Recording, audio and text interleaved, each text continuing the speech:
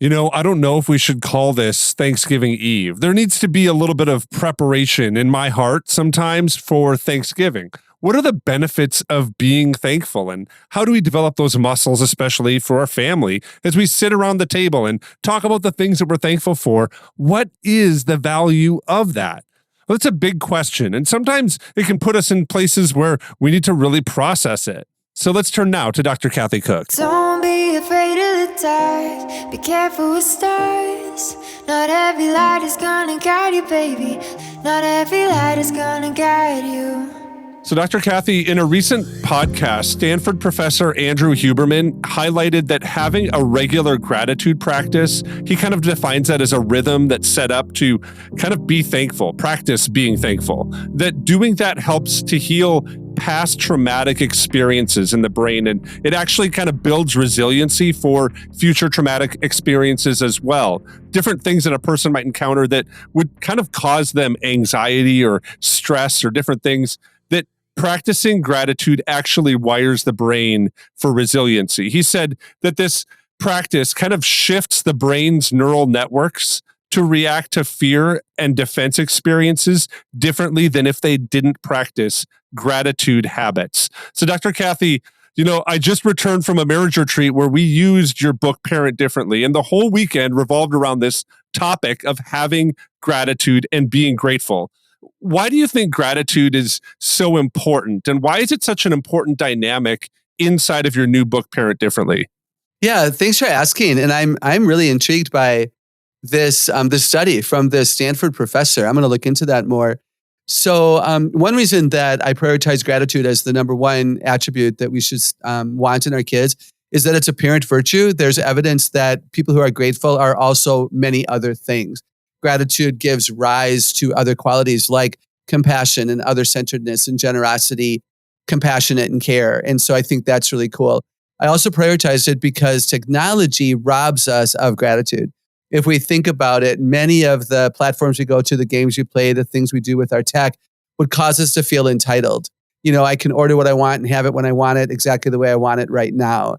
And I can win any game I play because I X out of the games I might lose. And so we can develop very much an entitled attitude rather than a gratitude attitude. And so because of the role of tech, I chose to prioritize it. And then certainly for believers, there's no excuse to not be grateful and to not share gratitude and demonstrate gratefulness because of, God's choice to create us and Jesus's, sacrifice on our behalf, et cetera.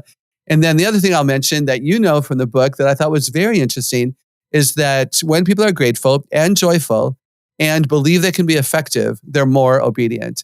And who doesn't want obedient kids? But we get obedient children when we celebrate character more than rule-following obedience. I think that's so true, those things that you kind of highlighted. But I also want to ask this question because we're in the heart of really Thanksgiving time. And what you're kind of talking about are things that we kind of just express kind of daily. But we do have these rhythms inside of kind of our experience of being human in America where we highlight Thanksgiving. It's kind of a holiday. Now to kind of use that as an example of when we're just thankful is kind of maybe an expression. But I'd like to hear kind of that, what your thoughts are on that rhythm of actually experiencing and practicing gratitude almost kind of as a habit, as something that we kind of do within a rhythm. What does that do to kind of build that in? Little things like saying thank you to the coffee person, or saying thank you to the crosswalk, person, or kind of being mindful of the mailman to even say thank you to them as they're doing kind of quote unquote doing their job. But it's often to practice that rhythm of being thankful. What does that do for us? And what are some maybe habits that we should have to practice being grateful, especially around our kids? What are your thoughts there? Yeah, definitely looking for people to say thank you to is huge, and not just on Thanksgiving. Like, I enjoy the Thanksgiving holiday. Don't make light of it. Like, it's really important because who doesn't like a good turkey, or whatever it is, and family traditions, and in my case, getting together with really good friends. So it's significant. But what really angers me is that we celebrate it one day a week or one day a year. Gratitude, for it to have that parent virtue possibility, it needs to be something that we are, not something we do.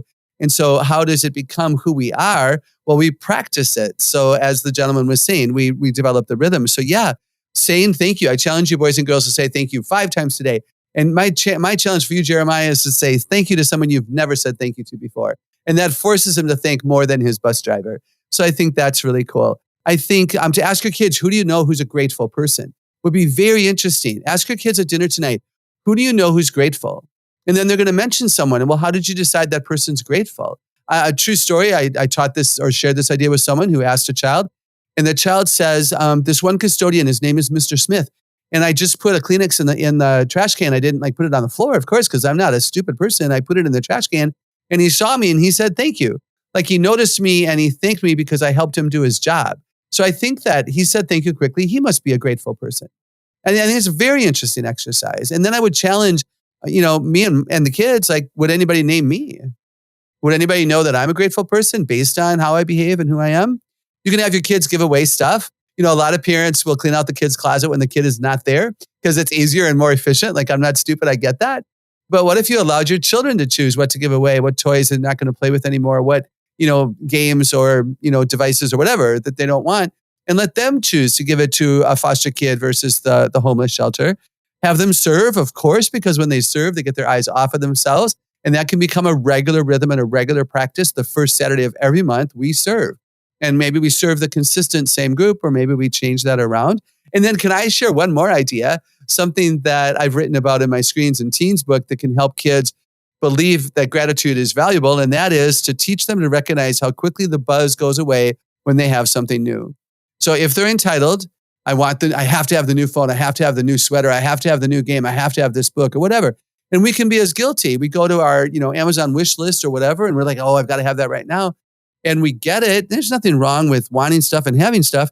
But how long does the buzz last before we are dissatisfied with it and we decide we want something new? So teach kids that what you thought was a really big deal actually didn't last. It didn't make much of a difference at all.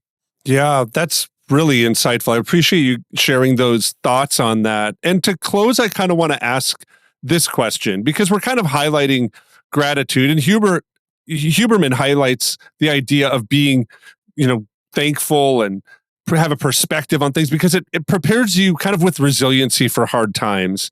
But when you think of kind of being grateful and gratefulness, in your book, you have two other characteristics that kind of you kind of point out are kind of the big three inside of parent differently to really build character inside of a kid.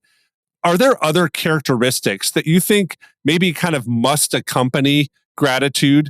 Or is being grateful kind of enough to kind of work with your kids? Are these like muscle groups that they need to kind of work in tandem? Or is it beneficial for us to say, okay, we're really going to target being grateful?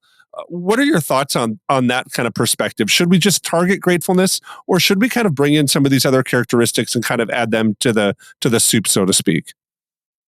I would do both. I do think because gratitude is a parent virtue, it is absolutely essential that we prioritize it for our children and in our own lives. And by doing so, other characteristics I think will naturally come along. But if you want gratitude to become who they are, grateful is who I am, not what I do, then it would help you to teach gratitude along with other qualities. That's one of the principles in my book, is that we make headway when we teach the qualities together that go together, because it gives kids a greater possibility of being successful. As an example, I think gratitude and compassion go hand in hand. Compassion is one of my top 13 in the book. It's defined as recognizing that something's wrong and wanting to help in that situation. So if I recognize that something's wrong, it also allows me to recognize what is right in my life. I also think that contentment is huge. When I realize I'm content, I'm more likely to be grateful.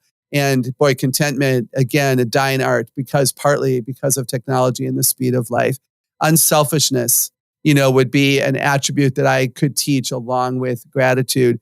Generosity. I was surprised by the research on how important generosity is. If I'm a grateful person and I want to say thank you and I recognize what is going right, I might also, because I'm compassionate and I'm grateful and I have my eyes out for others, I might also turn out to be a generous person. And I think they go hand in hand. If I'm grateful for this, is there anybody I can think of who doesn't have it? And therefore I might want to give it as a way of showing them that I see their need and I want to speak into that. So those are some thoughts on that.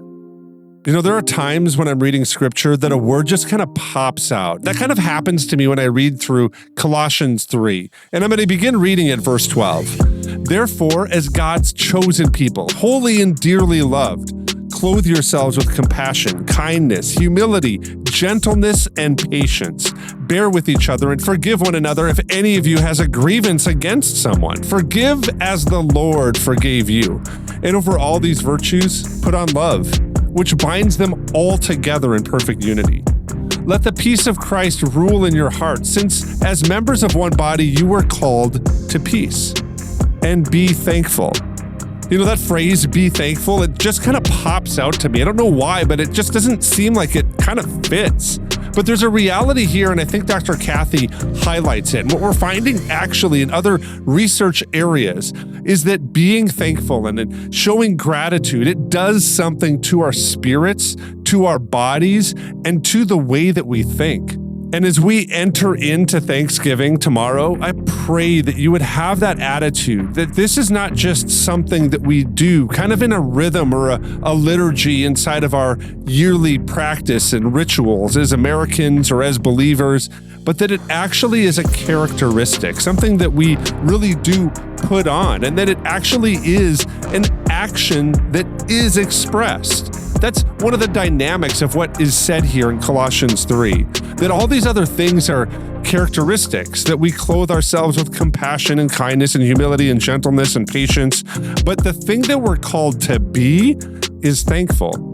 And so as you live out your calling as people who care for kids in whatever venue or setting you are, I pray that you are an example of what it looks like to have gratitude, and that as we enter this season, that you really are thankful for the place that God has put you in, no matter what the circumstances and challenges that you have. Doing that, expressing gratitude and leading well with the kids around us, that's going to be a bright light that's going to shine and cut through some dark times that likely those kids are facing and others around you are facing.